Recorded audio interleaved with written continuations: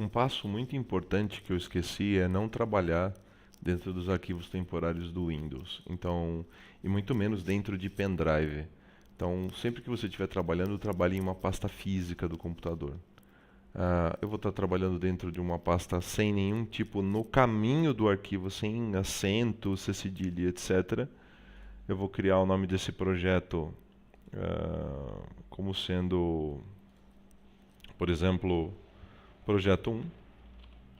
E vou deixar isso aqui salvo dentro de uma pasta cujo qual o caminho não seja nada muito exagerado. Nessa parte a gente vai discutir um pouco sobre a discretização. Então, para mexer com a discretização, vou dar um duplo clique em Mesh.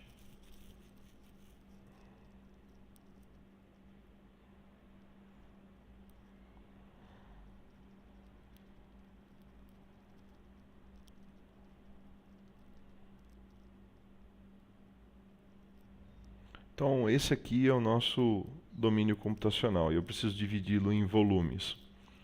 Eu sugiro fortemente que vocês não comecem as simulações com menos do que 200 mil volumes. Então, o que eu vou fazer é já criar uma série de controles para ter uma resolução de malha adequada. Trabalhar com o elemento hexaédrico, como a gente fez na grande maior parte das nossas aulas, não vai ser possível para esse domínio.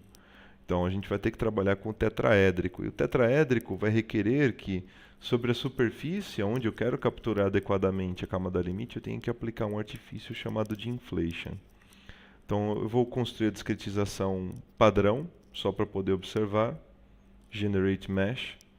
Ela é uma discretização bem grosseira. E a primeira coisa que eu vou fazer é alterar os tamanhos máximos e mínimos globais do sistema. Então, quando os senhores observam na guia chamada de Sizing, ele está trabalhando com 3 controles mínimos, na verdade, 2 controles máximos e um mínimo. O tamanho mínimo de aresta em qualquer parte do volume, ela pode ser uma aresta bem pequena. Então, vou trabalhar com um valor de 0,1 milímetro. Se o seu ANSYS não estiver com as unidades em milímetros e for desconfortável, na parte superior tem lá na quarta opção, Units, você muda para milímetro, quilograma, newton, segundo, milivolt, miliampere. Legal. Os tamanhos máximos, eu acho que para começar, trabalhando com aresta máxima de 1,5 m, é um negócio um tanto quanto exagerado.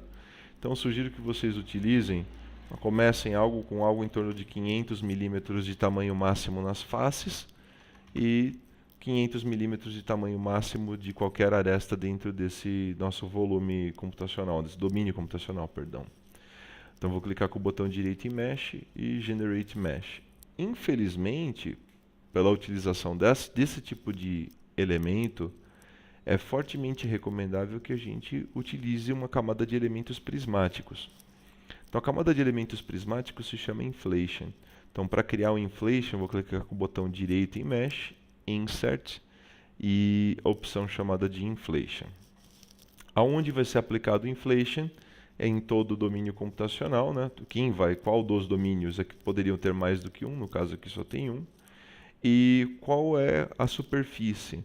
Então tudo que receber condição de contorno de parede necessariamente deveria receber a condição de elementos prismáticos. Então eu vou fazer o seguinte, clicar nessa opção em amarelo do Boundary e vou marcar todas as superfícies do veículo, só que é muito difícil de selecionar.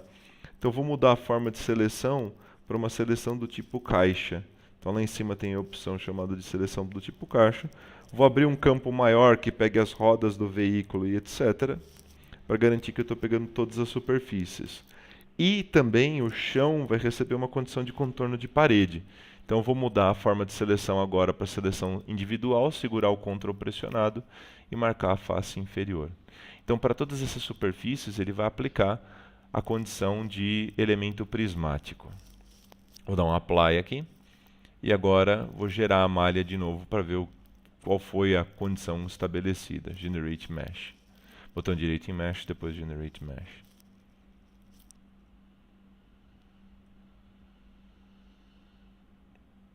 Esse processo costuma demorar alguns segundos.